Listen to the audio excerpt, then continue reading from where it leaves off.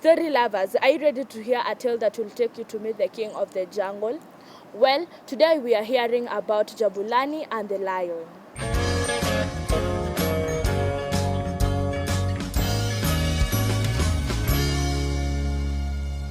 Hello, my little friends. How are you today? My name is Wangare the storyteller. And let me tell you something about me. I love gifts.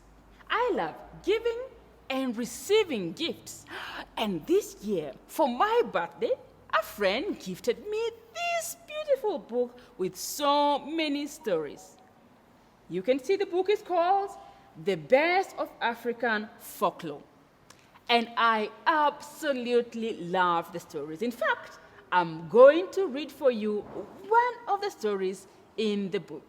The story is called Jabulani and the Lion.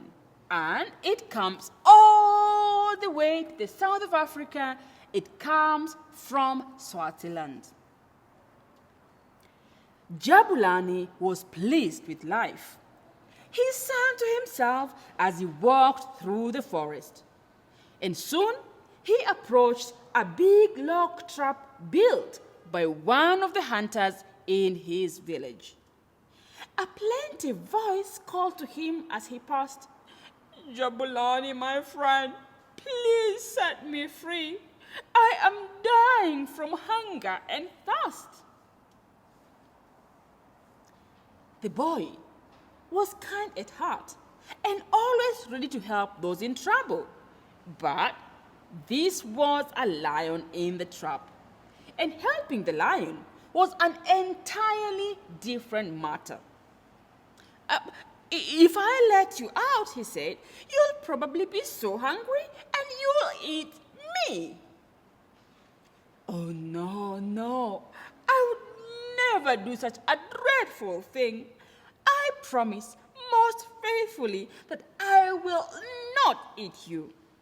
Now, please have pity on me and let me out," pleaded the lion. "Well," said the boy, "since I have your faithful promise, I will help you." And so, Jabulani lifted the heavy door that had fallen over when the lion entered the trap. The lion backed out and stretched his cramped limbs. Then he yawned. "Come along. I need a good long drink at the river before I eat you." Oh no, Jabulani said, "but you promised." And now he was mighty scared. "Oh, promises don't count when you're as hungry as I am," was the lion's answer as he bared his cruel yellow fangs. "But please," said Jabulani, "let's be fair about this. Let's ask all the other animals if it's right for you to go back on your word. Let them decide." "Oh, very well," agreed the lion. And the two of them, the lion and Jabulani, walked down the river for the lion to have a drink of water. And on the way, they met an old, sad donkey. "Friend donkey," said Jabulani, "please give us your opinion. There's a desperate disagreement between Lord Lion and I. I found him securely caught in a trap, and he begged me to set him free. And he promised faithfully that if I did, he will not eat me. So I did set him free, and now he says that he will eat me. Is that fair?" The donkey chewed thoughtfully for a few minutes before he replied, "Yes, it is quite fair for him to eat you. For you humans have no pity on us animals. When I was young and useful to my master, he cared for me and how cheerfully I carried his loads upon my back. He gave me good food and was kind to me. But now I'm too old to work, and he has thrown me out to die of starvation in my old age with no teeth to eat the tough grass. Why should humans deserve pity? I agree with Lord Lion. You should be eaten. The lion was opening his mouth when the boy hurriedly pointed out, "That's only one animal. That's only one animal's opinion. We must ask them all." And rather grudgingly, the lion agreed. The next animal they met was a cow, and Jabulani told her what had happened. She shook her horned head angrily. "Humans," she said, "you are all the same. Moo. We give our milk willingly for you to drink, and we even pull plows so you can plant your crops. But when our years of use are past, what happens? You kill us, and you eat us, and use our hides for clothes. Surely it is perfectly fair that you should now provide a meal." I agree with Lord Lion. You should be eaten. And she pawed the ground with her hoof. But there are other animals," said the boy, now badly frightened. "Let's ask the wild animals. There are hundreds of animals, and we've only heard from 2 of them. You did agree that we should ask them all." "Oh, well," grumbled the lion, "as you wish. But do hurry. I am getting more hungry every minute, and I know that they will all be on my side." And down the path, they saw another lion. And Jabulani repeated the story. "Oh, now listen, you human," roared the second lion. "Day by day, my life is in danger from people like you.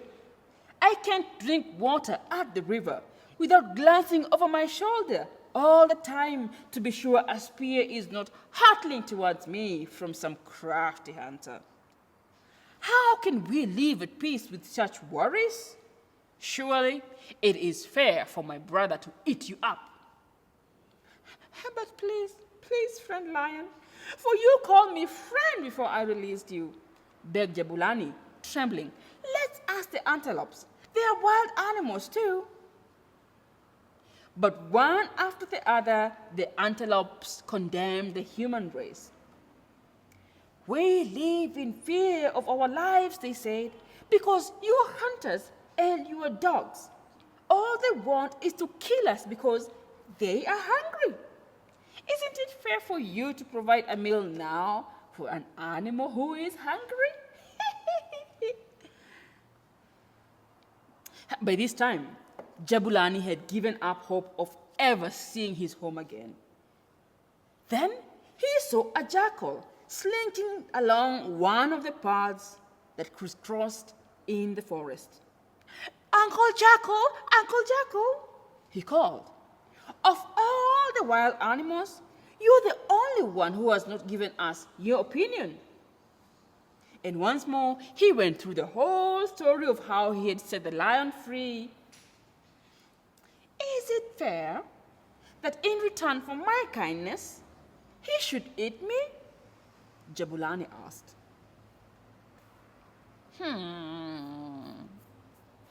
The jackal thought for a few minutes. Then he shook his head and put on a very stupid expression. "It is very difficult for me to give my opinions because I don't understand how the lion came into the trap." "I have an idea. Why don't we all go, the 3 of us, to the trap so I can see exactly what you mean. And so the lion and Jabulani led the jackal to the trap. Now, Jackal asked the lion, where exactly were you when you called to Jabulani to help you? Were you actually inside the trap? Yes, I was inside the trap. The lion answered, I still don't understand how you, the lion, were inside there and how you got there. Can you show me how you got inside the trap? And the lion walked into the trap, but the jackal pretended that he was still not satisfied. I can see how you got into the trap, but was the trap open or closed? Closed, said the lion. The trap was closed. All right, okay, Jabulani, why don't you close the trap so I can see exactly what you mean? And that is when Jabulani realized what the jackal meant. He took the huge door and closed the trap once again. Goodbye, foolish one. This time you will stay there until you die. It is not right to pay kindness with evil, to pay good with evil, even if you are very hungry. The jackal said, and Jabulani was so happy. He thanked the jackal with tears in his eyes for saving his life so cleverly from the lion. Well, there is an old saying from Swaziland that says, no one is clever enough to eat meat from his own back. I really love that story and other stories from this book. And I really hope that you have also learned something very important, that you should never, ever reward good for evil. When someone does something good to you, you should not pay them back by doing something evil to them. Well, I love the story. I love the stories in the book, and I am looking forward to keep reading all the other stories in the book. And you know what? You can also join me in the reading, because you can go to the library that is nearest to you, and you can borrow books and you can read them. And if you are in Nairobi like I am, you can always come to this place, to Maktaba Kuu, the library in Upper Hill, and there are thousands of amazing stories that you can borrow and read.